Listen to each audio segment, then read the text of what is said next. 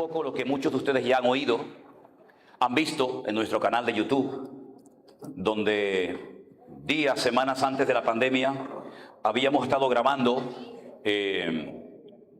unas clases de escatología bíblica para que los hermanos supieran las señales de los tiempos, saber interpretarlas adecuadamente.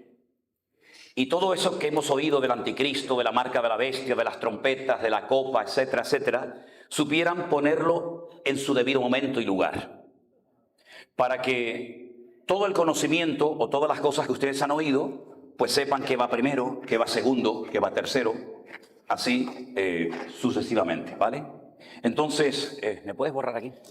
Yo voy a hacer un gráfico aquí en la pizarra, para explicar un poquito a grandes rasgos los tiempos finales, según la información que fundamentalmente nos da el libro del Apocalipsis, el libro de Daniel y las dos cartas de Pablo a los tesalonicenses. Ese material, también parte de Ezequiel, es fundamental si ustedes quieren profundizar en este tema. Repito, el libro de Daniel, el libro de Apocalipsis, las dos cartas de Pablo a los tesalonicenses y parte del libro de Ezequiel. Si juntamos todo ese material, ustedes les puedo asegurar que van a entender muy bien o casi bien todo lo relacionado con los últimos tiempos, que no sé por qué se predica tan poco en las iglesias hoy en día. Incluso créame que he conocido pastores que me han dicho: yo de este tema de escatología bíblica no tengo ni idea. Y es una lástima, porque yo creo que si de un tema hay que hablar hoy en día y conocerlo bien, es el tema de las señales de los últimos tiempos, ¿vale? Entonces, vamos a hacer algo muy sencillito, como una línea recta, ¿vale? Que sería el tiempo, ¿vale? Hacemos una línea recta, que sería, bueno, lo más recta que me salga, ¿no? Tenemos aquí un punto de partida. En la mitad pondremos la cruz, representando la muerte, la resurrección, la vida de nuestro Señor Jesucristo, y a continuación iremos poniendo una serie de cosas. Una de las profecías más hermosas, amplias y completas de la Biblia es sin lugar a dudas la que se encuentra en Daniel capítulo 9. Si tienen su Biblia a mano, por favor, hermanos, abran la Biblia por ese capítulo. Capítulo 9 del profeta Daniel, a partir del verso 20, ahí tenemos un punto de partida y unos datos tremendamente interesantes y necesarios para poder llegar hasta el tiempo nuestro actualmente. Daniel capítulo 9, verso 20. Daniel recibe este paquete profético, por llamarlo de alguna manera, esta información que dice así: aún estaba hablando y orando y confesando el pecado de mi pueblo, Israel, derramaba mi ruego delante de Jehová mi Dios por el monte santo de mi Dios. Aún estaba hablando en oración cuando el varón Gabriel, a quien había visto en la visión al principio volando con presteza, vino a mí como a la hora del sacrificio de la tarde. Los judíos hacían 2 sacrificios cada día, todos los días. El sacrificio de la mañana, que lo llamaban Shaharit, a las 7 en punto de la mañana. El sacrificio de la tarde, que se llamaba el sacrificio de la Minjá, que era como a las 3 de la tarde aproximadamente. Curiosamente, a modo de información, se calcula que al Señor Jesucristo lo crucificaron más o menos como a las 7 de la mañana y moriría como a las 3 de la tarde, representando aquellos 2 sacrificios continuos que el pueblo de Israel hizo durante generaciones. A esa hora de la tarde, curiosamente la misma hora a la que Pedro y Juan subían al templo a orar y se encontraron con aquel paralítico en la puerta de la Hermosa pidiendo limosna, a la misma hora, este profeta tiene esta revelación y entonces consiste en lo siguiente, verso 22. Me hizo entender y habló conmigo diciendo: Daniel, ahora he salido para darte sabiduría y entendimiento. Al principio de tus ruegos fue dada la orden, y yo he venido para enseñártela porque tú eres muy amado. Entiende pues la orden y entiende la visión. Y ahora le va a decir algo tremendamente importante que intentaremos explicar lo más sencillo en esta mañana. 70 semanas, aquí hay un bloque de tiempo, ni más ni menos. 70 semanas están determinadas sobre tu pueblo y sobre tu santa ciudad. Y ahora dice lo que va a ocurrir en ese periodo de tiempo de 70 semanas. Número 1, terminar con la prevaricación. Ponerle fin al pecado. Número 3, expiar la iniquidad, traer la justicia perdurable, sellar la visión y la profecía y ungir al santo de los santos. Hay por ahí un teléfono que está sonando, si lo pueden apagar, son tan amables, se lo pediría. Sabe pues y entiende, y ahora estas 70 semanas las desglosa y le dice que desde la salida de la orden para restaurar y edificar Jerusalén hasta, fíjense, esas dos preposiciones son muy importantes, desde hasta la salida de la orden y restaurar Jerusalén y hasta el Mesías príncipe, habrá 7 semanas y 62 semanas. Se volverá a edificar la plaza y el muro en tiempos angustiosos. Allí en ese versículo 27 se habla de 7 semanas y de 62 semanas. 7 y 62, ¿cuánto es? 69. Pero dijo que eran 70 y aquí hay 69, falta una. Esa que falta se menciona en el verso 26. Después de las 62 semanas se le quitará la vida al Mesías. Por si alguien por ahí se le aparece y le dice, sí, pero ese artículo, el Mesías, no aparece en el texto original, dígale que tiene razón. El artículo se puso para entender mejor a quién se dirigía la profecía, pero efectivamente el artículo, él, no aparece en el texto original, pero sí aparece la palabra Mesías, que no es un nombre, nadie se llama Mesías. Mesías, Mashiach, significa ungido. Al presidente de Israel se le llama el Mesías, porque ha sido ungido para ser presidente del país. A los reyes de Israel se le llamaba Mesías, o ungidos, que es exactamente lo mismo. No toquen al ungido del Señor, dijo David, ¿se acuerdan? En hebreo dice, no toquen al Mesías, porque la palabra Mesías, Mashiach, significa ungido. Es exactamente igual. Es un título, no es un nombre propio. El Señor Jesucristo no se llamaba Mesías, Él se llamaba Yeshua o Jesús, el ungido, el Mashiach, el ungido del Señor. Entonces, en esa última semana, se le quita la vida al ungido, al Mesías, pero no se la quita a sí mismo. No es por sí, sino que el pueblo de un príncipe que ha de venir destruirá la ciudad y el santuario. Y su fin será como con inundación hasta el fin de la guerra. Durarán las devastaciones. Y por otra semana confirmará el pacto con muchos. Y a la mitad de la semana, la mitad de 7, ¿cuánto es? 3,5, ¿verdad? Pues hará cesar el sacrificio y la ofrenda. Después con la muchedumbre de las abominaciones vendrá el desolador, hasta que venga la consumación y lo que está determinado se derrame sobre el desolador. Yo sé que son términos y palabras y expresiones que a priori pueden resultar difíciles de entender, pero para eso estamos aquí en esta mañana, para aprender y para que ustedes cuando salgan de aquí digan, por fin, gloria al Señor, he podido entender las famosas 70 semanas del profeta Daniel. Ahora bien, la forma de contabilizar el tiempo en los tiempos de la Biblia y en la actualidad son completamente diferentes. Existen muchos calendarios hoy en día en el mundo. Nosotros utilizamos un calendario que lo mandó a hacer un papa llamado Gregorio. Y se conoce como el calendario gregoriano o el calendario cristiano, que está compuesto por 365 días y está basado en el sol. Es un calendario solar. El calendario bíblico, evidentemente, no lo hizo ningún papa. Es el calendario que se maneja en las profecías. Era el calendario que utilizaban los judíos en los tiempos bíblicos y el que usan los religiosos hasta el día de hoy en el pueblo de Israel. Es un calendario lunar. Y eso significa de que el calendario bíblico o profético tiene 360 días, no 365 días como el nuestro. ¿Qué es lo que hacen para igualar el calendario lunar al calendario solar? Bueno, cada cierto tiempo, por el desfase que se va produciendo por la diferencia de días, se le mete un mes al año lunar y se llama ese año un año preñado, porque tiene 13 meses en vez de 12 para compensar la diferencia de 5 días que hay entre uno y otro.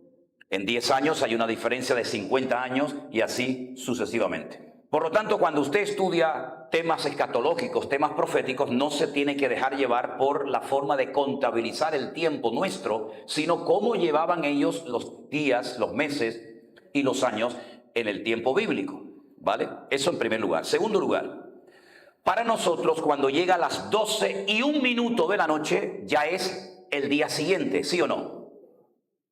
En el tiempo bíblico y en Israel no se cuenta así el inicio, el comienzo de un nuevo día, sino que se dice que cuando ya no hay suficiente luz para que una mujer pueda enhebrar el hilo en una aguja, es decir, a la caída de la tarde, y en Israel, por ejemplo, en invierno a las 4:30, máximo 5 de la tarde, ya es de noche completamente, ya comenzó el siguiente día. Es decir, que no hay que esperar a las 12:01 de la noche para decir ya es otro día, sino que en el momento en el que ya no se puede enhebrar una aguja, porque no hay luz natural, en el momento en el que aparecen las estrellas en el firmamento, y puede ser a las 4:30, 5 menos cuarto de la tarde, automáticamente ya pasamos a formar parte de un nuevo día. Otro dato a tener en cuenta. En Israel, en los tiempos de la Biblia, incluso en la actualidad por el mundo religioso, a las semanas son equivalentes de años. Es decir, para nosotros, si yo digo ¿cuántos días tiene una semana?, todos responderíamos lo mismo, 7 días. Pero en la Biblia existen semanas de años. Nosotros solamente conocemos semanas de días, pero en la Biblia existen semanas de años. Es decir, que así como 7 días forman una semana, 7 años forman una semana de años. ¿Está claro? Entonces, cuando el Señor le habla a Daniel, que no es colombiano, que no es español, que no tiene un contexto cristiano, sino que él es judío, el Señor le está hablando en unos términos que Daniel entiende perfectamente. Y el Señor le podía haber dicho a Daniel, 490 años de historia te voy a revelar, pero se lo dijo en la terminología hebrea. 70 años están determinados sobre tu pueblo. O 70 semanas, perdón. 70 semanas están determinadas. Pero él sabe automáticamente que por la palabra hebrea que está utilizando el Señor, no le está hablando de semanas de días, sino de semanas de años. Porque lo que le está diciendo el Señor al profeta Daniel es que ustedes ahora están cautivos en Babilonia. Daniel no recibe esta palabra profética en Jerusalén. Jerusalén ha sido destruida. El templo ya no existe. Fue destruido por Nabucodonosor, el rey de Babilonia. Miles de personas murieron la vida en Israel, en Jerusalén. El profeta Jeremías se lo advirtió. La ciudad, por vuestro pecado, por vuestra idolatría, va a ser destruida. El templo va a ser quemado. Van a ser llevados cautivos 70 años a Babilonia. La gente no se lo creía. La gente decía, es imposible que entren en nuestra ciudad. Una ciudad murallada. Una ciudad donde mora la presencia del Señor. Es indestructible. Se equivocaron. Y la ciudad fue destruida. Miles de judíos perdieron la vida y miles de judíos fueron llevados obligatoriamente al cautiverio a Babilonia. El famoso Salmo 137, que todos lo conocen, dice, cuando llegábamos a Babilonia, colgábamos nuestras arpas en los sauces y allí llorábamos y nos lamentábamos acordándonos de Sión. Y de allí viene la famosa frase que dice, si me olvidare de ti, Jerusalén, pierda mi diestra su destreza y mi lengua se pega a mi paladar. Es un cántico que se canta muy habitualmente en Jerusalén. Añoraban volver a su tierra, añoraban volver a su ciudad, pero durante 70 años no pudieron. Ahora, como todo en la Biblia encaja a la perfección, y la Biblia no es un libro de contradicciones, sino es un libro matemáticamente perfecto, uno tiene que preguntarse por qué el Señor castigó al pueblo, a las tribus del sur, a Benjamín y a Judá, expulsándolos de su tierra por 70 años. Ya las tribus del norte habían sido destruidas, ¿sí? Las tribus del norte desaparecieron y todavía no han regresado, salvo algunos indicios. Cuando ellos entran en la tierra prometida con Josué, ¿se acuerdan? Moisés no entró. Ellos permanecieron en el país 490 años. 490 años vivieron en el país antes de esta tragedia nacional de ser llevados cautivos a Babilonia. Durante la peregrinación en el desierto, ellos recibieron lo que se llama la Torá, que no solamente son los 10 mandamientos, sino son 613 mandamientos. No los vamos a mencionar todos porque se nos iría la mañana. Pero hay 613 mandamientos. Y ese número lo tienen metido en la cabeza y lo ven por todas partes. Por todas partes aparece el 613. Por ejemplo, cada vez que te comes un remón, una granada, ¿conocen la fruta de la granada? No sé las de aquí, pero todas las granadas en Israel, cuando usted las parte a la mitad y empieza a sacarle esas semillitas, esos granitos rojos, todas las granadas en Israel tienen 613 granitos. Y por eso el sumo sacerdote llevaba en el borde de las vestiduras granadas bordadas para que cuando las viera el 613 por todas partes. Cuando se ponen el manto de oración, que yo tenía que haberlo traído para que vieran cómo es, el manto de oración se llama en hebreo talit. Y la palabra talit numéricamente suma 600. Y entonces, como son 613, esos 13 que faltan, pues le ponen 8 hilos colgando en cada punta y 5 nudos, 8 y 5, 13, más 600, 613. Y continuamente están con el 613, 613, porque son los 613 mandamientos que se dividen en dos grandes bloques, lo tase, tase, lo que se tiene que hacer y lo que no se tiene nunca que hacer, ¿vale? Entonces, ¿qué ocurre? Que cuando ellos entraron en la tierra prometida, ellos tuvieron una ley que nunca cumplieron. Nunca la cumplieron. Durante 490 años, la ley consistía en que cada 7 años, así como cada 7 días sale un Shabbat, un día de reposo, donde no se hace ninguna actividad laboral, ni agrícola, ni ganadera, sino se cesa toda actividad, recordando cuando Dios creó el universo y la tierra. Cada 7 años los agricultores tenían que dejar reposar la tierra. No se siembra nada este año. Y algunos preguntarían, ¿y de qué vamos a vivir entonces? Si ustedes ponen en práctica esta palabra, la cosecha del 6º año será tan espectacular que podrán comer el 6º y el 7º y hasta el 8º también. Porque el que no siembra el 7º no cosecha el 8º. Pero nunca cumplieron esta ley, no se fiaron de Dios. Y entonces, si estuvieron 490 años en Israel sin cumplir esta ley, ¿cuántos años de obediencia le debían al Señor? 70. 70 es un múltiplo, ¿verdad? 70 por 7, 490 años. ¿Ven cómo todo encaja? Entonces, cuando se aproximaba el año 70, el año de la liberación, el año de jubileo, porque dicho sea de paso, cada 70 años, todas las deudas se perdonaban. ¿Se imaginan ustedes que en el mundo existiera esta ley? Que el Fondo Monetario Internacional le perdonara a todas las naciones de la tierra cada 70 años las deudas que tienen. Sería el mundo un paraíso, ¿no? Que los bancos perdonaran a toda la gente cada 70 años sus deudas. Los esclavos tenían que ser puestos en libertad. Las deudas se cancelaban. Todo volvía a empezar de cero, ¿verdad? Bueno, pues estando en Babilonia, Daniel comenzó a orar. Esa es la oración que hace en el capítulo 9. Porque él sabía que se acercaban los 70 años y el profeta Jeremías había dicho que a los 70 años serían vueltos otra vez a poner en libertad y volverían a su tierra. Entonces él oraba y confesaba el pecado del pueblo y clamaba al Señor para que esa realidad se cumpliera. Y es entonces cuando viene la revelación por parte del arcángel Gabriel, donde le dice, esto es lo que va a pasar desde la salida de la orden. ¿De qué orden está hablando? La salida de la orden significa desde que les dejen salir. Desde que el rey Ciro diga, pueden volver los que quieran a Jerusalén a reconstruir el muro, la ciudad, el templo, desde ese momento empieza la cuenta atrás. Desde ese momento pasarán 69 semanas desde que salgan de Babilonia. Aquí están en Babilonia, cautiverio, hasta, es desde hasta, pasarán 69 semanas. 69 por 7, ¿cuánto es? ¿Sí o no?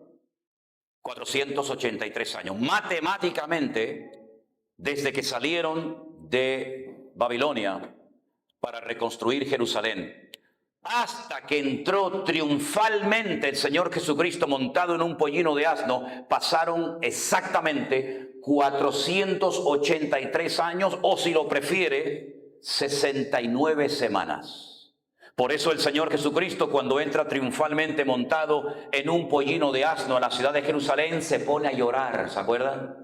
Y dice aquello de: Jerusalén, Jerusalén, que matas a los profetas y apedreas a los que yo te envío. ¿Cuántas veces quise juntar a mis hijos como la gallina junta a los polluelos y no quisisteis?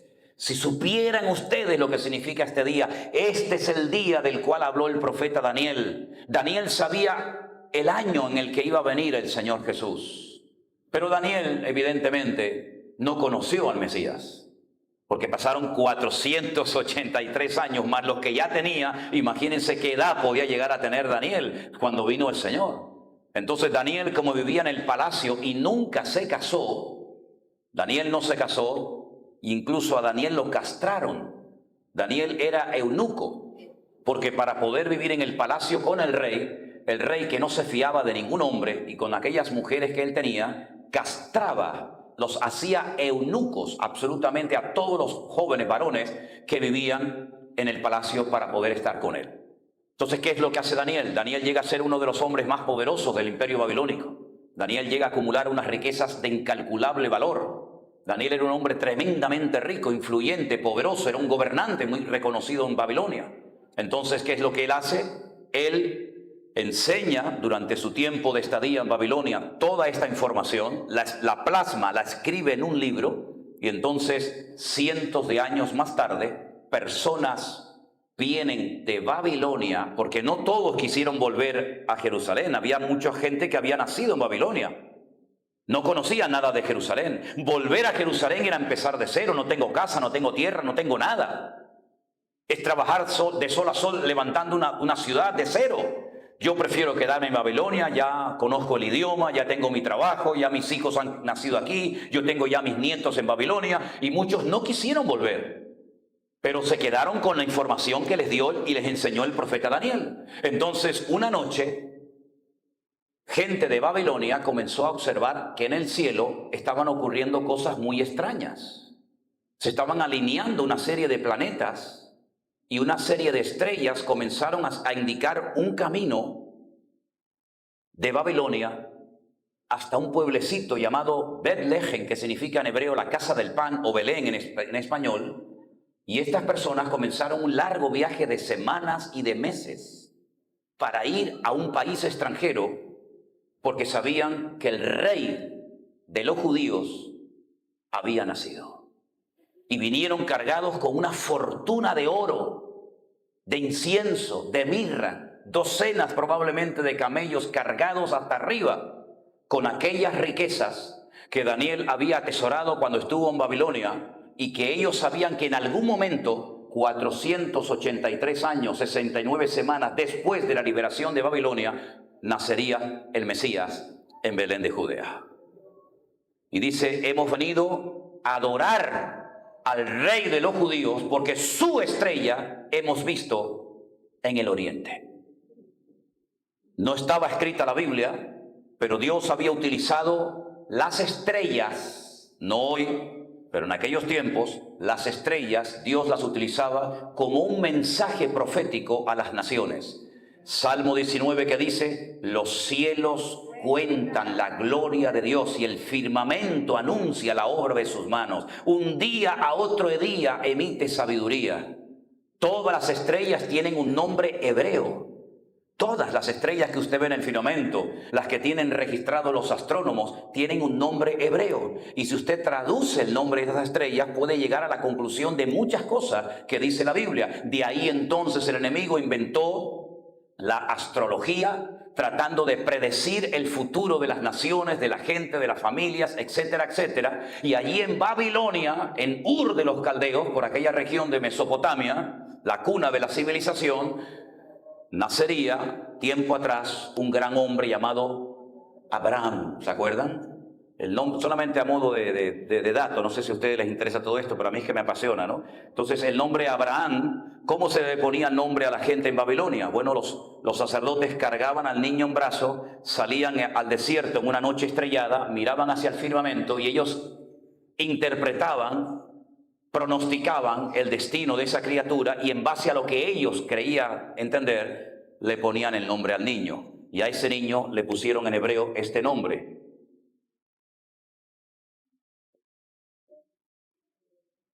Abraham. ¿Sí? Entonces fíjese que como en hebreo las letras son números y los números son letras, si usted, por ejemplo, a la letra Aleph le pone su correspondiente valor numérico, le corresponde el número 1. A la letra B le corresponde el número 2. A la letra Resh le corresponde el número 200. Y a la letra Men le corresponde el número 40. ¿Cuánto es esto?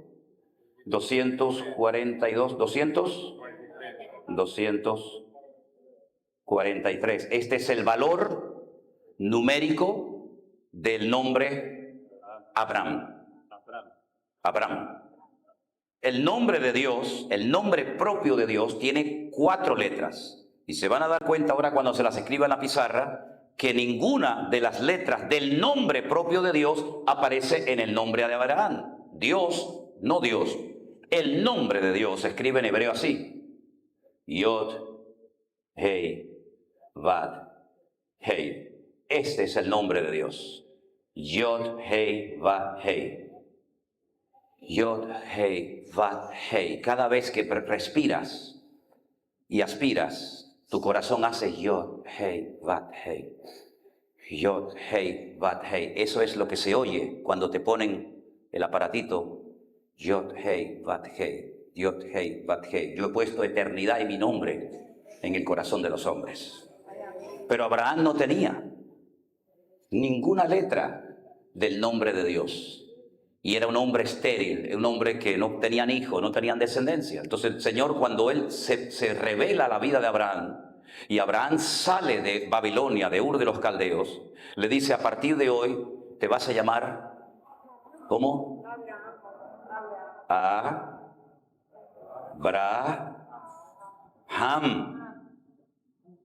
Hay 1, 2, 3, 4 letras. Ahora hay 1, 2, 3, 4, 5 letras. ¿Esta letra dónde está?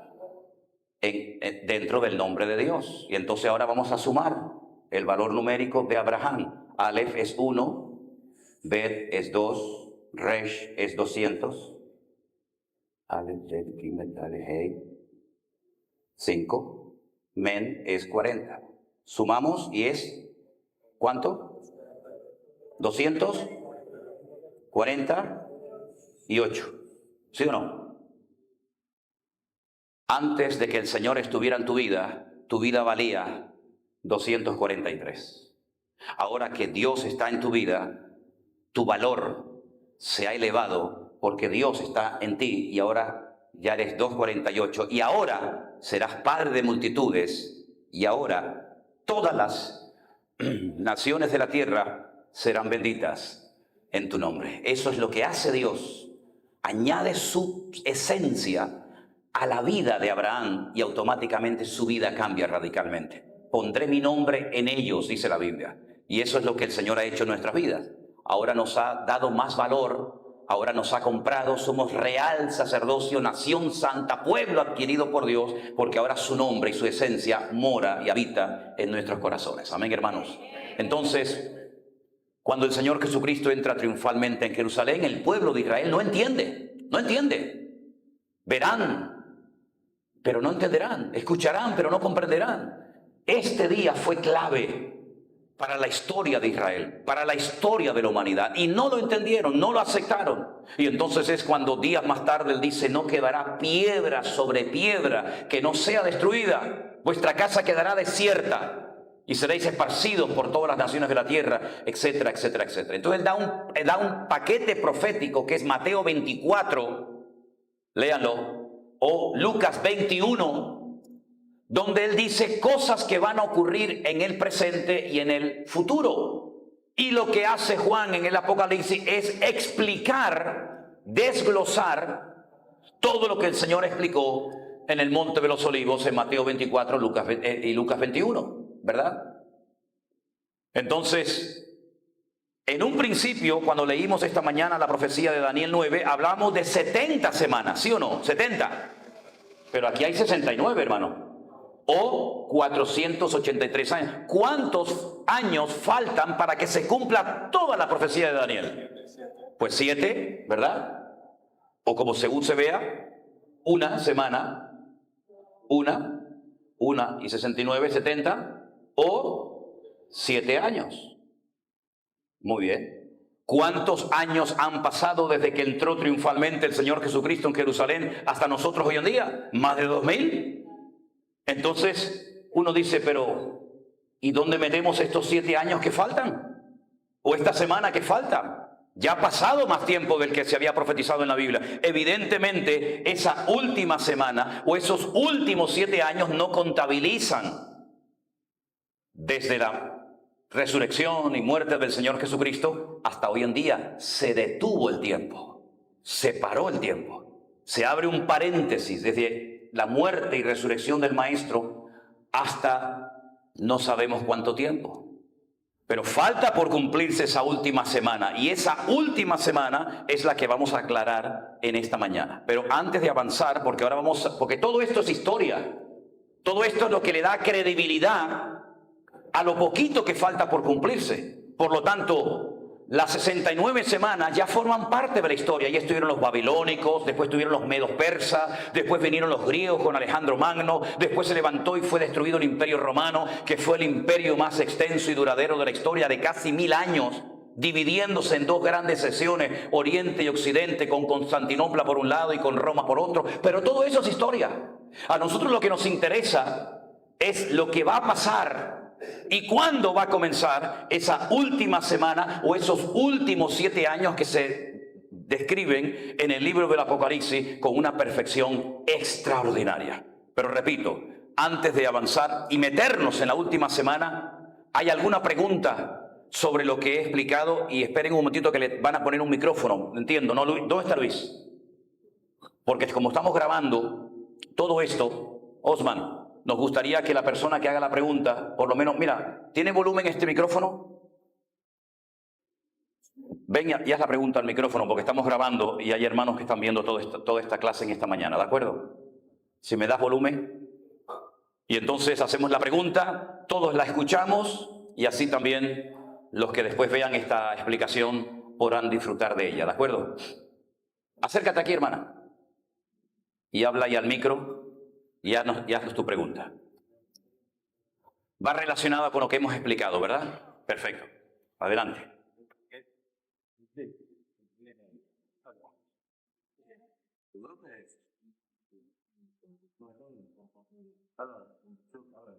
Hola. Venga. En ese tiempo que dice... Luis, ponle bien el micro. En ese tiempo que dice después del nacimiento del Mesías y el tiempo que falta hasta el cumplimiento de la última semana, es ahí donde la Biblia dice lo de la generación, y que la generación es contada con el pueblo de él como 80 años. No tiene nada que ver eso. Además, una generación no son 80 años. En la Biblia una generación nunca fueron 80 años. Este periodo en el que estamos actualmente se llama el periodo de gracia. El tiempo, fundamentalmente, donde la iglesia ha tomado una importancia y una relevancia que no siempre la va a tener, pero este es el momento de la iglesia. ¿Y Israel dónde queda? Pues Israel queda donde está. En Israel, el plan de Dios para el pueblo de Israel, es completamente diferente al plan que Dios tiene para la iglesia. Porque Dios tiene con nosotros un trato personal y Dios con Israel tiene un trato nacional. Son 2 cosas diferentes. Con nosotros tiene un trato personal, individual. Con Israel un trato nacional. Por eso Israel nadie lo ha podido destruir. Ha tenido 7 guerras. Desde 1948 que se dio, digamos, el anuncio del Estado moderno de Israel, hasta hoy en día ha habido 7 guerras. Y las que faltan. Y todas las ha ganado. Israel nunca ha sido destruido en un campo de batalla. ¿Por qué? Porque hay un trato nacional de Dios con ese pueblo, ¿verdad? ¿Significa eso que no hay judíos cristianos? Sí, hay miles de judíos cristianos. Se llaman mesiánicos, no cristianos, ¿no? Pero hay miles, hay montones de iglesias. Yo he predicado en Tel Aviv, he predicado en Ashkelon, he predicado en Jerusalén. Hay muchas iglesias en Israel y lógicamente son judíos cristianos. Pero ¿y los judíos que no son cristianos? ¿Los judíos que no dicen ni siquiera Yeshua, sino Yeshú y escupen al suelo? ¿Que blasfeman el nombre del Señor porque odian el nombre del Señor? ¿Esa gente qué pasa con esa gente? Hay un trato nacional. Ezequiel capítulo 37, 36, 37 nos habla de una restauración espiritual y de una restauración nacional. Cuando aquello de los huesos secos, ¿se acuerdan? ¿Vivirán estos huesos? Ezequiel también está en Babilonia. Ese es otro profeta, ¿no? Él está en Babilonia y el Señor le muestra el valle de los huesos secos. ¿Y ese valle dónde está? El valle de los huesos secos está en Jerusalén. Es el Bet Hayim, es el cementerio. El cementerio más grande y antiguo del mundo está a las afueras de Jerusalén, que se llama en hebreo la casa de los vivos. Porque el cementerio es la casa de los vivos. Los cuerpos están ahí, pero todos los que están ahí están vivos. En un sitio o en otro, pero todos están vivos. Y el Señor le muestra a Ezequiel el valle de los huesos secos y le dice, ¿estos huesos tú crees que vivirán? Y Ezequiel dice, yo no lo sé, Señor. Dice, profetízales, predícales. Y entonces se levantan del cementerio, pero dice que les faltaba el espíritu. Y les dice, predícales para que les venga el espíritu. Y entonces dice que se levantaron y se convirtieron en un gran ejército. Y dice, Señor, ¿y todo esto qué es? Dice, esto es que al final de los tiempos, Israel será restaurado nacional como pueblo. 2000 años de Israel como pueblo no existió, no había escudo, no había bandera, no había himno, no había tierra, no había nada. Hasta el punto que los judíos en su desesperación creyeron que nunca el sueño de volver a su patria se cumpliría y entonces judíos multimillonarios llegaron a pensar en comprar grandes extensiones de terreno en África para hacer el Estado de Israel en África. Porque Israel pues le perteneció a los otomanos, le perteneció a los ingleses, le perteneció a los árabes y ellos nunca pensaron que volverían. Pero en mayo de 1948, a las 4 en punto de la tarde, el presidente David Ben Gurión se levantó y dijo, esta es nuestra casa y de aquí ya no nos vamos. Pero no tenían Jerusalén como su capital, no podían entrar a Jerusalén, lo tenían totalmente prohibido. Pero en 1967, en junio del 67, tomaron Jerusalén y ahí se acabó el que los gentiles hollaran y pisotearan Jerusalén y ahora Jerusalén es la ciudad eterna del Estado de Israel. Se ha producido una restauración nacional. Es un hecho, Israel está ahí, les guste o no les gusta a la gente, hay un país que se llama Israel, pero la restauración espiritual aún no se ha producido. Israel todavía sigue con ese velo en los ojos y aún no entiende que el Mesías ya vino. Y ellos le están esperando por primera vez y nosotros le estamos esperando por segunda vez, ¿se dan cuenta? Entonces todo eso, toda esa restauración nacional y toda esa conversión de millones y millones de gentiles se ha producido y se está produciendo en esta etapa. Pero llegará el momento cuando Dios hará lo mismo que hizo con el arca de Noé. Cerró la puerta. Y ahora entramos en otra etapa que en el Antiguo Testamento se conoce como el tiempo de angustia de Jacob. O, para nosotros, la gran tribulación. Entonces yo voy a borrar ahora esto y vamos a hablar de la última semana o de los últimos 7 años y vamos a poner en orden las cosas cómo van a ir sucediendo paulatinamente, progresivamente, para que ustedes sepan, no, eso todavía no, eso es ahora, eso es pasado mañana, eso es, ¿verdad? Entonces vamos otra vez a trazar otra línea de tiempo y vamos a partirla en dos. Porque la gran tribulación está perfectamente dividida en 2 bloques o en 2 periodos de tiempo. Y es lo siguiente. Déjame el rotulador. La gran tribulación Sí, no importa, eso está bien. Hacemos nuevamente una línea, la partimos a la mitad y la primera parte son 3 años y medio. La segunda parte son 3 años y medio. En otros textos de la Biblia, en otras porciones de la Biblia, a esos 3 años y medio se le conoce como 42 meses.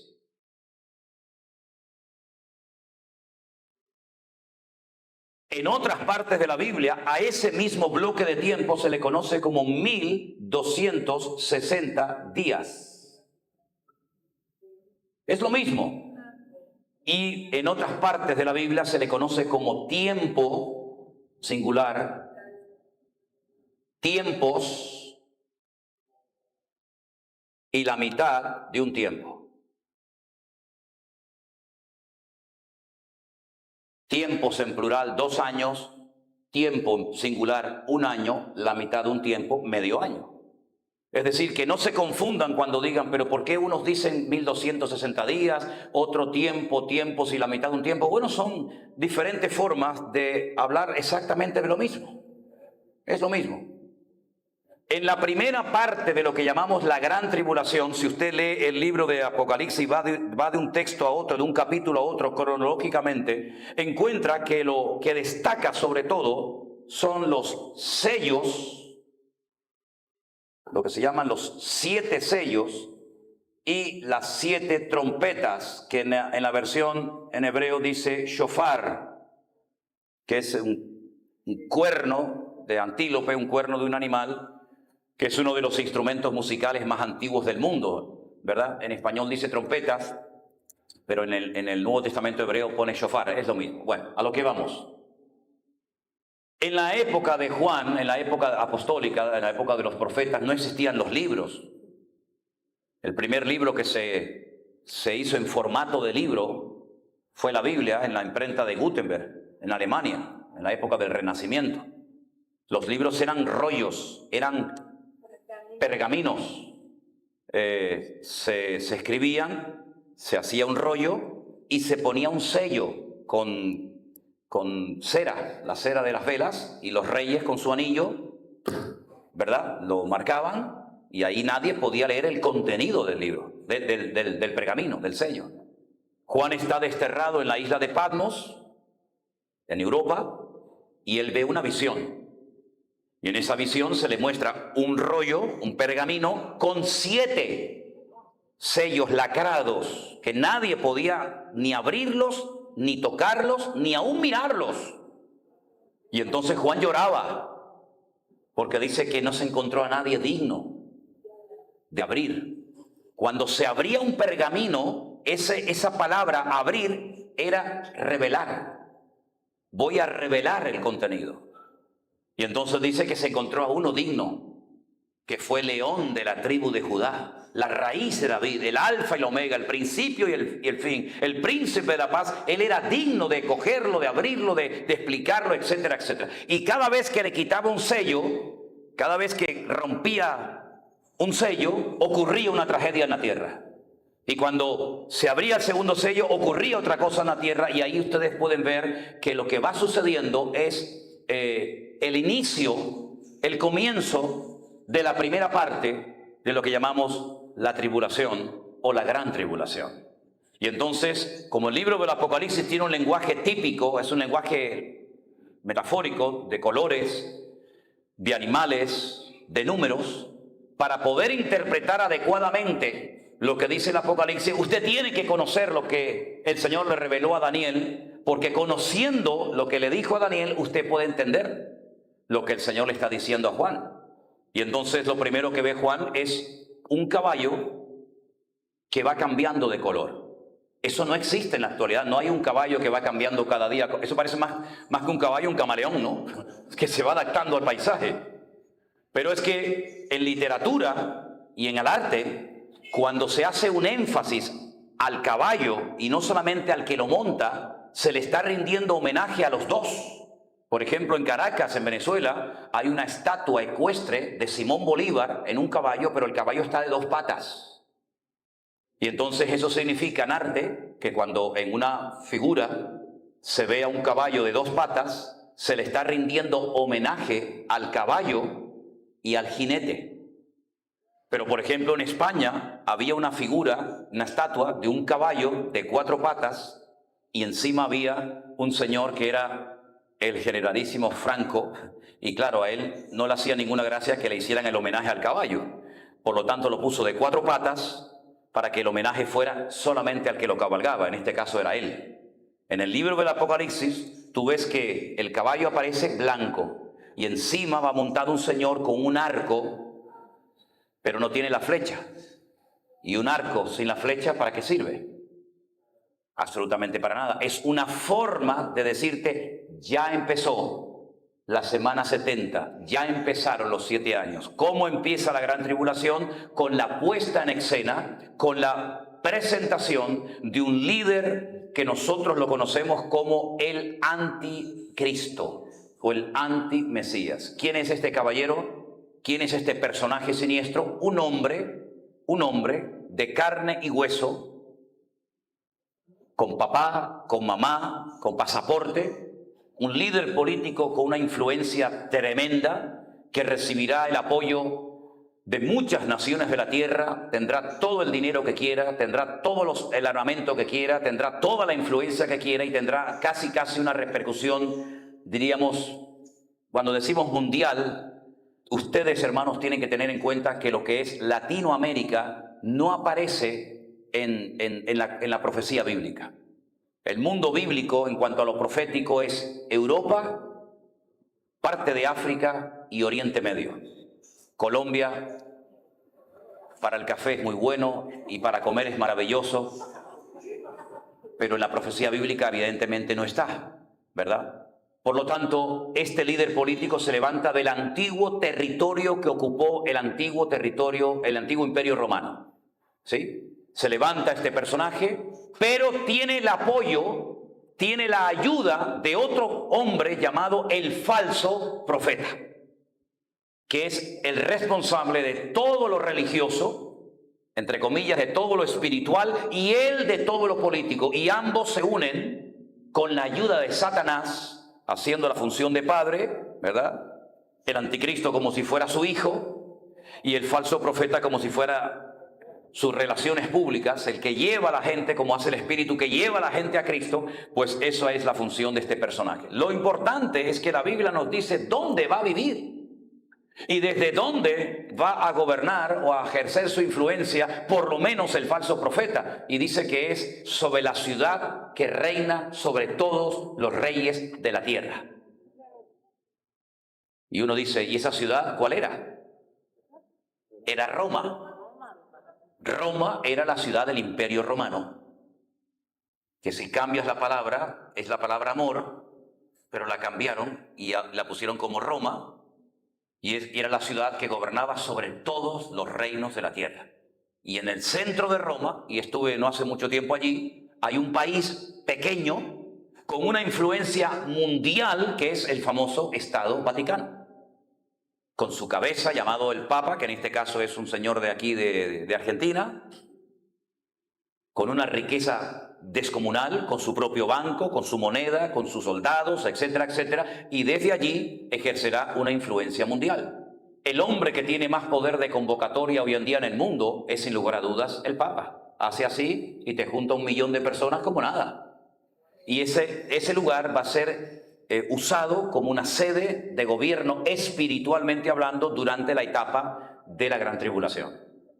Si usted lee los 7 sellos del Apocalipsis, sabrá en qué sello se encuentra la humanidad en ese momento, porque el sello, cuando se abre, te dice lo que pasa en la tierra.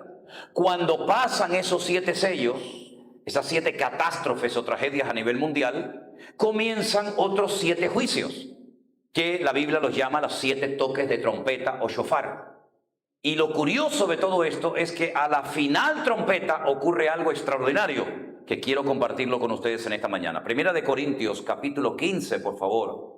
Primera de Corintios, capítulo 15, el apóstol Pablo, que llegó a tener mucha revelación y conocimiento de las cosas proféticas, nos revela y nos da una información extraordinaria que me gustaría compartirla con ustedes en esta mañana. Primera de Corintios capítulo 15 es un tema que habla acerca de la resurrección. Es uno de los pocos capítulos monográficos que hay en la Biblia, como por ejemplo Primera de Corintios 13, que habla del amor, Hebreos 11, que habla de la fe. Bueno, Primera de Corintios 13, el tema fundamental es la resurrección. Y él va explicando, él va poniendo argumentos, ¿verdad?, acerca de todo lo que hubiera ocurrido si Cristo no hubiera resucitado. Dice, mire, si Cristo no resucitó, entonces nuestra fe no sirve para nada, porque estamos creyendo en un muerto. Si Cristo no resucitó, entonces nuestros pecados no han podido ser perdonados. Si Cristo no resucitó, nuestros hermanos que murieron pensando que habían sido perdonados por Él, pues murieron en vano. Si Cristo no resucitó, nosotros tampoco vamos a resucitar.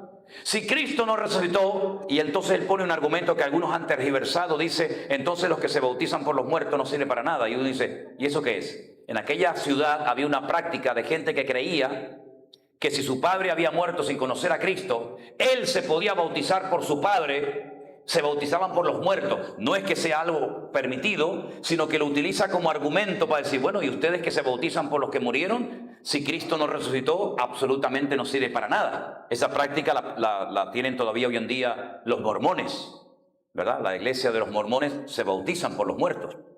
Y finalmente, cuando él ya ha dado todo tipo de argumentos para demostrar y presentar crédito a la resurrección del Señor, él dice en el versículo 51 algo tremendamente interesante que muchos cristianos han leído, pero que no han caído en la profundidad del texto que vamos a leer a continuación, que dice así: he aquí os digo un misterio. Os voy a contar un secreto. Os voy a revelar algo que nunca nadie ha contado. Y es lo siguiente, que no todos dormiremos, pero todos seremos transformados. La palabra dormir a veces en la Biblia es sinónimo de morir. Cuando dice, y muchos duermen, en Primera de Corintios, ¿verdad? Muchos están enfermos, otros están debilitados y otros duermen. Sí, muchos se murieron por participar indignamente de la mesa del Señor. El Señor Jesucristo dijo, vamos a despertar a Lázaro. Y le dijeron, no, pero es que está muerto. Luego dormir y morir muchas veces es lo mismo. Y Pablo dice que no toda la gente se va a morir. Habrá un grupo de gente que serán arrebatados en las nubes con el Señor, que no van a morir, pero todos seremos transformados. Y la palabra que aparece ahí es la palabra metamorfosis, que es lo que le pasa al gusano cuando se transforma, ¿verdad? Y se convierte en mariposa, ¿verdad? Y eso que les estoy contando, que no todos dormiremos, pero que todos seremos transformados, se va a producir en un momento, en un abrir y cerrar de ojos. Por poner un ejemplo. ¿Y cuándo se va a producir eso? A la final, ¿qué? Trompeta. ¿Cuántas hay? Bueno, pues a la final, a la última, va a pasar esto. Los muertos serán resucitados incorruptibles. Y nosotros, él creía que estaría vivo, y nosotros seremos transformados. ¿Cuándo? A la final trompeta. Y usted dice, uy, pero si ya lo está diciendo, mijo.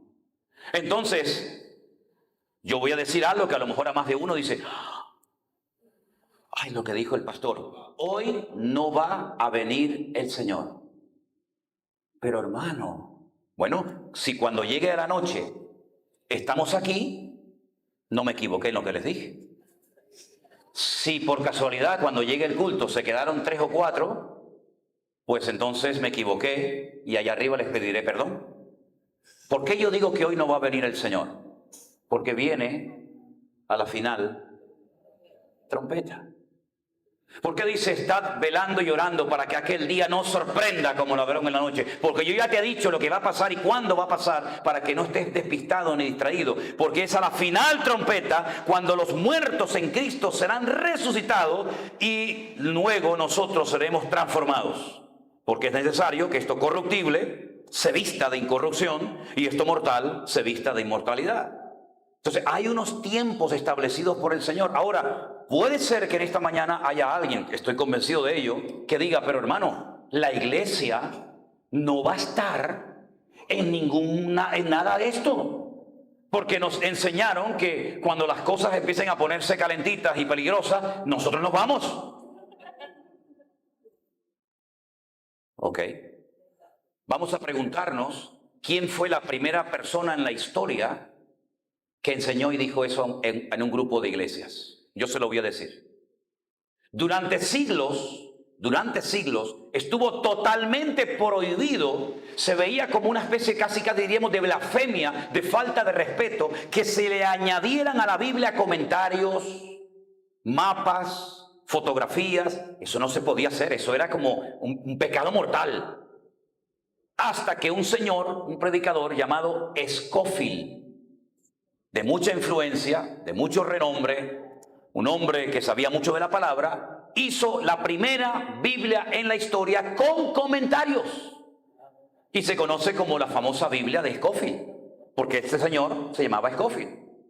Y él añade en esos comentarios algo que un cura en el siglo XIX dijo, y fue lo siguiente: la iglesia del Señor Jesucristo será arrebatada, llevada a la presencia del Señor antes de que empiecen los tiempos de la tribulación. Y a Scofield aquello le gustó y dijo, qué interesante, ¿eh? Y lo metió en la Biblia. Claro, todo el mundo en aquel tiempo tenía a Scofield como un señor de un respeto y de una honorabilidad tremenda, y dijeron, bueno, si Scofield dice que la iglesia no va a estar en la gran tribulación, pues que no vamos a estar en la gran tribulación. Y entonces comenzaron denominaciones, muchas de ellas, incluso de la que yo vengo, a enseñar en las escuelas bíblicas que los cristianos no iban a estar en ningún momento, en ninguna etapa de la gran tribulación.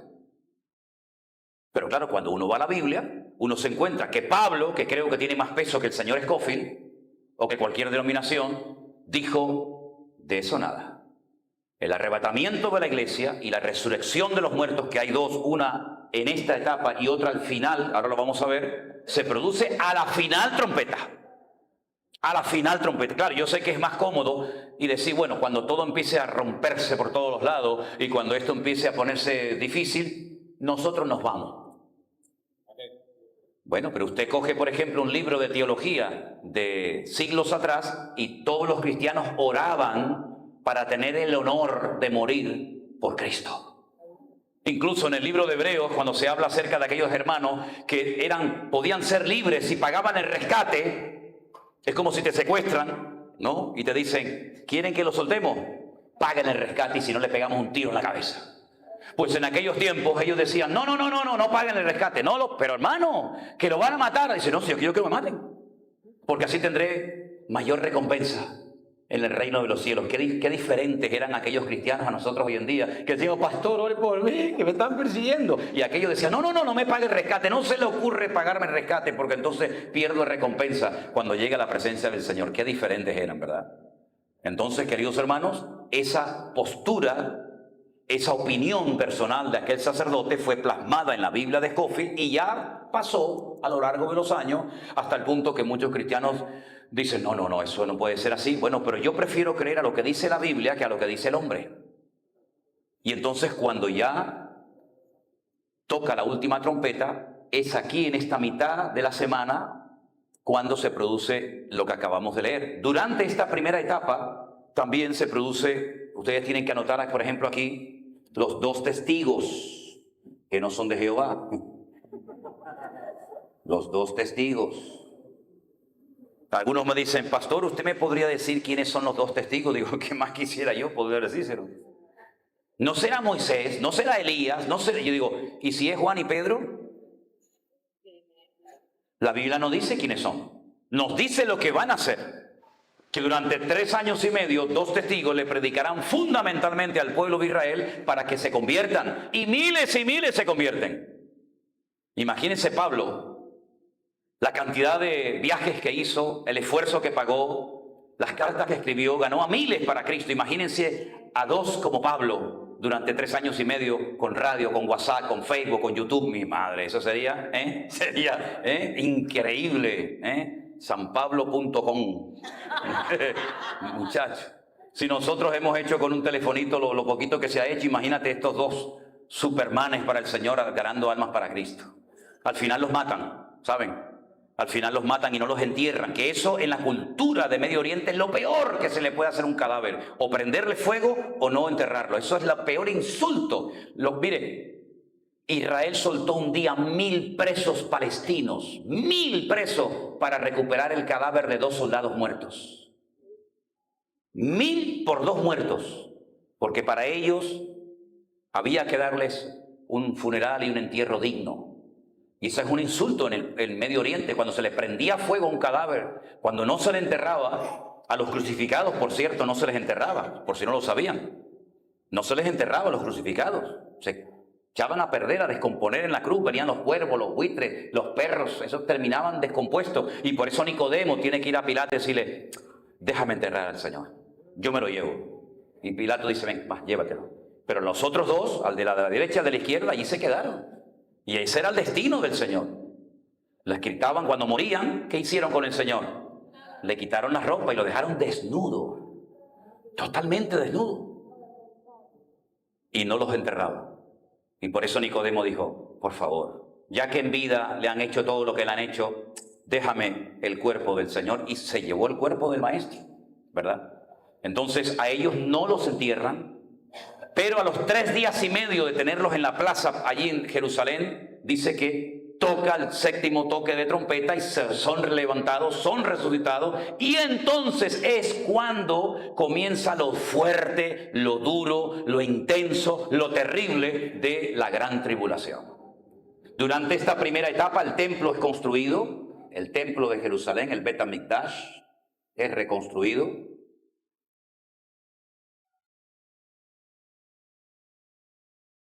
Pero a los 3 años y medio, el anticristo clausura el culto en ese templo, levanta una imagen, seguramente con su cara, y le dice a todo el mundo que a partir de ahora quien hay que adorar es a él.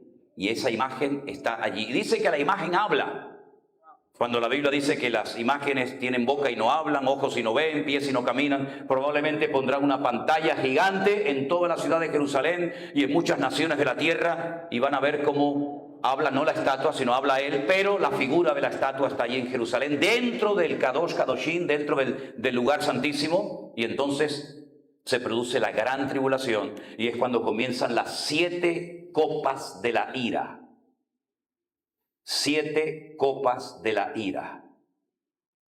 4 demonios tremendamente poderosos y destructivos son soltados después de miles de años, después de haber estado atados en Mesopotamia junto al río Éufrates y Tigres, y hacen un destrozo terrible en la tierra. Y entonces es cuando el anticristo le dice a los judíos, aquí el que manda soy yo, aquí yo soy Dios, aquí se acabó de adorar al Señor, etcétera, etcétera. Y entonces lo que hace es un control mundial de la población y comienza a marcarlos como si fueran animales. Y es entonces cuando le pone una marca a la gente que la conocemos como la marca de la bestia del famoso 666, ¿verdad?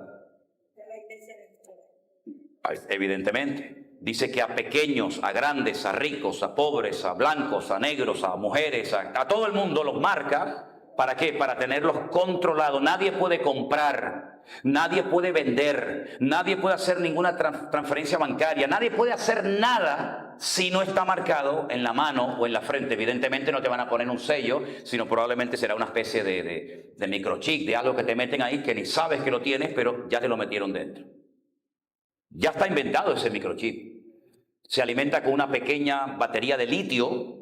Por si alguien tiene la tentación de arrancárselo, al querer quitártelo, se parte la pequeña batería de litio y te contamina la sangre y te mueres en segundos.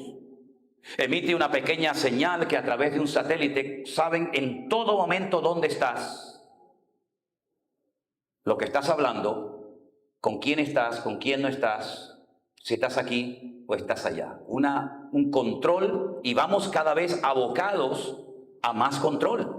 Cada vez nos están controlando más. Los mismos teléfonos ya saben dónde están, ya saben lo que están hablando, ya saben lo que estás pensando, ya lo saben. Pero esto va más y a más y a más y a más y a más. Y entonces durante la segunda etapa de la gran tribulación se producen las famosas 7 copas de la ira. El anticristo marca. Ahora, referente al anticristo hay un detalle muy interesante que Juan nos da. Dice, aquí hay sabiduría, dice Juan, aquí hay sabiduría. El nombre del anticristo no lo sabemos. No podemos decir se llama Juan García, ¿no? pero sí sabemos el valor numérico de su nombre. Yo les enseñé antes que los nombres, todo tiene un valor numérico, ¿se acuerdan? Cada letra tiene un nombre, cada letra tiene un número. Entonces Juan dice que para poder reconocer que ese es el anticristo y no el otro, el valor numérico de su nombre es 666.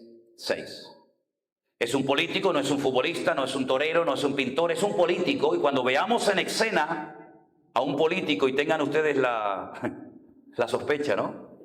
De, uy, ¿podrá ser este? Ok. Claro, tienen que tener la tabla de los valores numéricos y decir, este no es. ¿Se acuerdan ustedes cuando Gorbachev, que murió recientemente, apareció en escena y comenzó a hacer cambios tan significativos y trajo en teoría la democracia a Rusia? Todo el mundo decía, este es el anticristo, mira lo que tiene en la frente. Y el pobrecito tenía un lunar el pobre. Y se murió Gorbachev y no. Después dijeron que él era el príncipe de España, porque es muy guapo, muy atractivo, muy alto, no sé qué. Va a ser el príncipe, va a ser. Ese no manda ni en su casa, va a mandar. No manda ni en la casa, que la mujer es la que lleva los calzones y va a ser el anticristo. ¿Tú me entiendes? Entonces, se ha ido especulando, pero la Biblia nos da datos. Por ejemplo, un dato, su nombre suma 666. Otro dato, interprételo como quiera, del amor de las mujeres no hará caso. Ay, amigo. Pierde aceite el caballero. Bueno, está de moda. Del amor de las mujeres no hará caso. Puede ser que a lo mejor le vaya al bando contrario o que se quede soltero. Tiene una doble interpretación, ¿sí o no? Dejará de honrar al Dios de sus padres y se hará del Dios de las fortalezas. Y es la primera vez en la Biblia, en arameo, en el libro de Daniel, que aparece el nombre Alama Ozin, que es el Dios de la guerra. Entonces hay una serie de cambios. Dice, intentará cambiar la ley y los tiempos. Va a querer cambiar los tiempos, va a querer cambiarlo todo. Pero su eslogan publicitario será, vengo a ofrecerles paz y seguridad. Las dos grandes mentiras. Porque el diablo nunca puede ofrecerte ni paz ni seguridad. Pero él viene a ofrecer paz y seguridad, lo cual significa que en el momento en el que este caballero aparezca, no hay ni paz ni seguridad en el mundo. Y cada vez vivimos con más inseguridad, ¿sí o no? Cada vez en el mundo se vive más asustado, no mires para allá, cuidado con este. Y vendrá un momento en el que la gente tendrá pánico hasta de las hojas de los árboles que se caigan, hasta del estruendo de las aguas, etcétera, etcétera. Entonces estamos abocados a todo esto, pero antes de decirles cuándo se va a producir todo esto, que también la Biblia lo dice, y ustedes tienen que saberlo, quiero dar lugar, por si alguien tiene alguna pregunta sobre lo que estoy hablando aquí, antes de avanzar un paso más. No sé qué hora es. ¿Tienen ustedes hora por ahí? 10:15. Ah, vale, entonces nos queda un poquito de tiempo. ¿Alguien tiene alguna pregunta? Pero tendrían que acercarse al micrófono, por si son tan amables, hermanos. Dígame, acérquese al micro. No hace falta que lo saquen de ahí. Pastor, mi pregunta es con respecto a la sana interpretación del tema de la escatología, ¿no? Según el libro de Génesis, la edad del patriarca Enoc, que fueron 365 años, representa estos 3 tiempos y medio de lo que habla el profeta Daniel en las 70 semanas. O más directamente sería, representa la edad del patriarca Enoc, los 365 años, la venida de Cristo o el rapto de la iglesia. Yo en ningún momento he hablado del patriarca Enoc. No. El patriarca Enoc en este cuento no pinta nada. Esas son cosas que se han puesto en libros, que si el patriarca vivió tanto, si el diluvio duró no sé qué, y si Noé estuvo no sé cuánto tiempo en el arca, eso quiere decir que es decir, la información fidedigna, exacta, clara y directa para entender temas escatológicos está fundamentalmente escrito por Pablo, por Pedro y por Juan en el Nuevo Testamento. El caballero Enoc, con todo mi respeto, no pinta absolutamente nada en todo esto que tiene que ver con la gran tribulación y con los últimos tiempos. Yo lo he leído y sé todo eso que especulan, pero no tiene nada que ver, nada que ver. Es más, al único personaje del Antiguo Testamento al cual se hace referencia cuando se habla de estos tiempos, ¿saben quién fue? Noé. Noé, sí. Como en los días de Noé, así será la venida del Hijo del Hombre. El único personaje del Antiguo Testamento, y también se menciona a una mujer. Sí. ¿A quién? ¿A quién? A la mujer de Lot. Acordaos de la mujer de Lot, salvo la mujer de Lot, que no sabemos cómo se llamaba y tampoco hace falta. Y el otro que le dije ahora, Noé. No hay ninguna referencia ni a Enoch ni a nadie para poder interpretar adecuadamente este tema. Perdón, y el tiempo de 1 año también que dura el diluvio con Noé, tampoco representa ningún símbolo con respecto a... Bueno, si queremos sacar símbolos, la Biblia tiene diferentes, digamos, interpretaciones. Lo que pasó en Noé fue literal, no es simbólico. Entonces yo no puedo tener dos varas de medir. Yo no puedo decir, bueno, esta parte de la historia es literal, pero esta parte es simbólica. No puedo trabajar con pulgadas y con centímetros al mismo tiempo. Por consiguiente, si lo de Noé fue literal, ¿por qué le queremos dar una interpretación simbólica? Es simplemente un tipo, la palabra tipo es una figura literaria que anticipa algo del futuro. Pero realmente el mensaje de Noé, ¿cuál fue? Bueno, un hombre que se preparó, que pasó por el diluvio, pero Dios lo protegió sobrenaturalmente durante el tiempo del diluvio. Y cuando salió, vio un cielo y una tierra nueva, que es lo que le va a suceder a la iglesia, que siempre ha sido y será protegida sobrenaturalmente por la mano del Señor. Pero ir más allá de lo que puede representar o tipificar esta historia bíblica es querer rizar el rizo. ¿Me explico, hermano? Sí. Ok, Dios le bendiga, mi hermano. Gracias por su pregunta. Tiene que ir al micrófono, hermana. ¿Perdón? No, es que usted habla durito, pero los que están en casa no le van a oír. Entonces, porque lo estamos grabando, ¿sí? Es que por amor a los hermanos que están en casa, porque muchas veces dice, pastor, pero es que no hemos oído nada. Bueno, para eso pusimos eso. Dígame, hermana, abre el micro ahí. Dios les bendiga. Bueno, no sé, pastor, lo que usted nos acaba de explicar sobre varios datos para identificar más o menos cuál puede ser el anticristo. Usted nos dice que es una persona que intentará cambiar la ley. Pues como todo lo establecido por Dios, vemos que ya el Papa Francisco, la Biblia, lo que sabemos es que ya la va a modificar según, pues no. Y es una persona, hablando políticamente, súper poderosa, nos lo acaba de explicar. Entonces, pues le da uno como una somera idea que puede ser el personaje. El anticristo no puede ser nunca un papa, porque el papa no se dedica fundamentalmente a cuestiones políticas, aunque también ejerce cuestiones políticas, pero el anticristo es 100% político y al final se volverá contra todo lo que es objeto de culto. El papa o el papado, en todo caso, podría representar la línea del falso profeta, pero no la parte política que la lleva el anticristo, ¿sí? Ahora, a lo largo de la historia, no solamente este papa. Por ejemplo, ¿por qué la Biblia de los católicos tiene más libros que la nuestra? ¿No se ha preguntado nunca eso? Porque la gente nos dice, claro, es que ustedes le quitaron libros de la Biblia y por eso... No, es al revés, caballero. En el Concilio de Trento, en el siglo XVI, el papa de turno le metió 7 libros a la Biblia. No es que nosotros le quitamos, es que ustedes le metieron 7 libros que no tienen nada que ver con lo que es la revelación profética. Tobías fue una mujer judía que es una heroína que se acostó con el enemigo y le cortó la cabeza. Sí, muy interesante. Los macabeos, ¿verdad? Que son los hijos de un personaje judío muy famoso, ¿verdad? Utilizaron la guerra para liberarse de la opresión de los griegos. Es historia judía, pero que no tiene nada que ver con la revelación de Dios. Entonces, a lo largo de la historia se metió el purgatorio, se metió el limbo, se metió los libros apócrifos, se metió la confesión auricular, se metió la adoración a la Sagrada Forma o la Eucaristía, etcétera, etcétera, etcétera. Y todo esto es señal de que hacen una mala utilización del poder para llevar a las multitudes a la ruina. España inventó la Santa Inquisición. Y la Santa Inquisición era que se le hacía un favor al hereje por decir que solamente la sangre de Cristo salva y perdona de los pecados, y había que hacerle un favor, había que purificarlo. ¿Y qué es lo que purifica? El fuego. Entonces le prendemos fuego a la señora. Y nos tienes que dar las gracias que te estemos quemando, porque eres tan pecador y tan blasfemo que te tengo que prender fuego para purificar tu alma. Fíjate a los extremos que llegó aquella gente, ¿verdad? Entonces, las barbaridades que se han hecho a lo largo de la historia, simplemente un pequeño botón de muestra de cómo esto va a ir en aumento y cómo va a ir a más. Hitler, que mató a 6 millones de judíos durante la Shoah, durante el Holocausto, eso no es nada en comparación con lo que el anticristo hará en los últimos tiempos. Dese cuenta que, por ejemplo, la Biblia sí habla de China, la Biblia sí habla de Rusia, la Biblia sí habla de Turquía, la Biblia sí habla de Europa.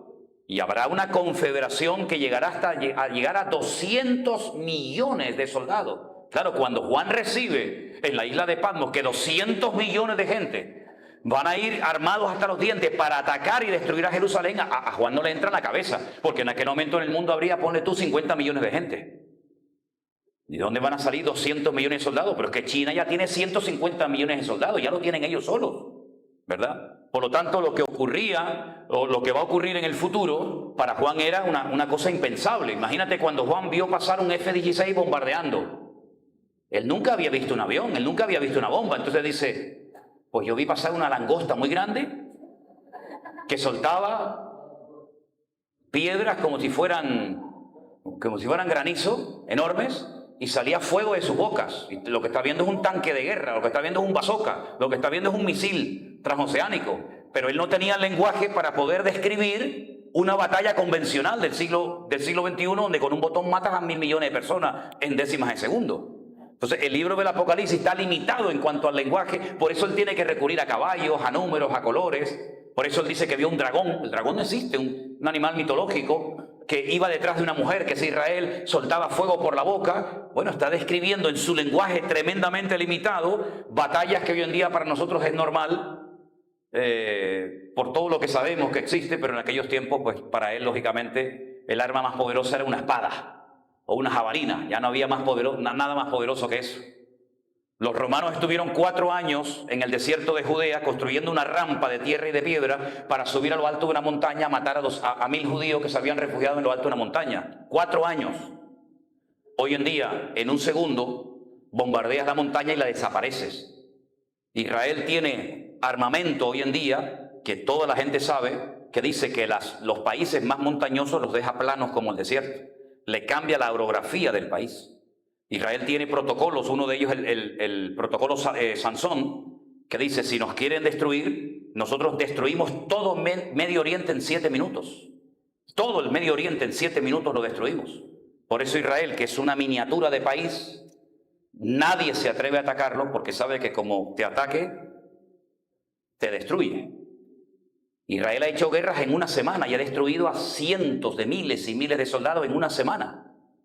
Toda la aviación de Egipto, toda la aviación de Libia, toda la aviación de Siria, de otros países la destruyó en décimas de segundo. Y la ONU tuvo que decir, no sigan, paren, porque esto como sigan así nos destruyen a todos.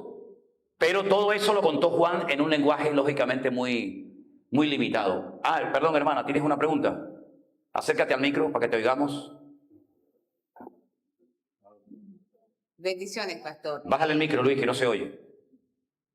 ¿Me pueden poner un poquito de aire por aquí, si son tan amables? Porque me estoy asando como un pollo, ¿eh? Pastor, cuando... Empecé la reunión hoy con 80 kilos, ya voy por 67. No me va a conocer mi mujer cuando vaya. Ay, ¿qué le hicieron a mi marido? Diga, perdón, hermano.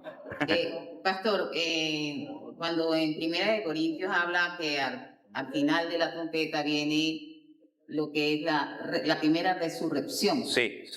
Y el arrebatamiento de la iglesia, pues mi pregunta es la siguiente. ¿Esa resurrección va a